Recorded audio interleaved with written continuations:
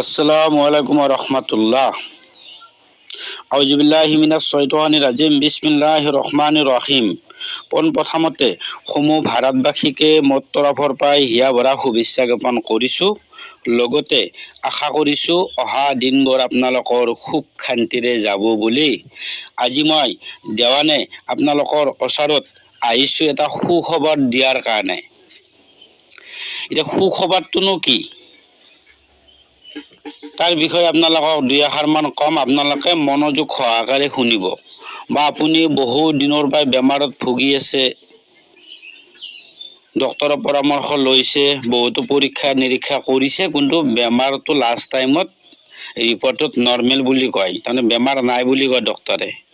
কিন্তু আপুনি বেমাৰত ভুগিয়ে আছে, বা আপোনাৰ হেনে হ'ব পাৰে, বা আপোনাৰ সদস্যৰ ঘৰৰ হ'ব পাৰে, বুজিছে নাই, বা আপোনাৰ ঘৰৰ লগতে আপোনাৰ বন্ধু বান্ধৱীৰ সেনেকুৱা হ'ব পাৰে। চিকিৎসা কৰি আছে, ভাল পোৱা নাই, ডক্তৰৰ মতে নৰ্মেল, এনেকুৱা এটা তাৰমানে সমস্যাৰ সমাধান লৈ আপোনালোকৰ ওচৰত আহিছোঁ। আৰু বহুতো সমস্যা আছে, তাৰে বিষয়ে দুই এষাৰ কম। বা আপোনাৰ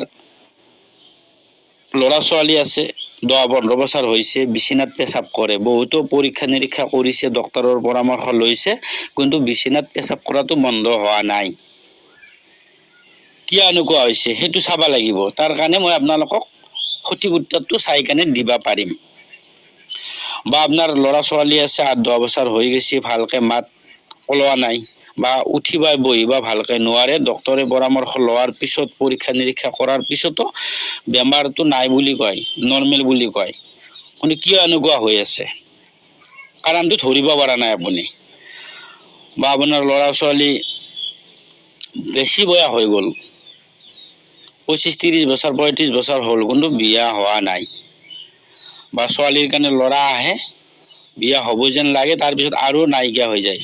বা ল'ৰা মানে ছোৱালী চাবৰ কাৰণে যাই কেনে ছোৱালী চাই, কিন্তু ছোৱালীৰ পক্ষৰ পৰা আৰু ছোৱালী নিদিয়ে, তাৰমানে যাৰ বিনিময়ত আজি বয়স বেছি হ'ল, বিয়া হোৱা নাই। ইয়াৰ সমস্যাটো কি কাৰণত এনেকুৱা হৈ আছে?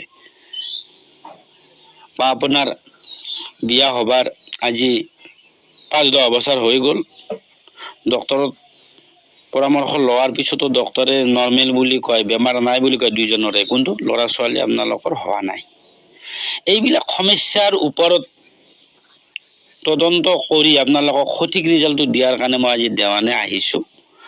মই প্ৰতিটো শনিবাৰ আৰু মঙলবাৰে এই সমস্যাবিলাক আপোনালোকৰ চাই দিয়া হ'ব।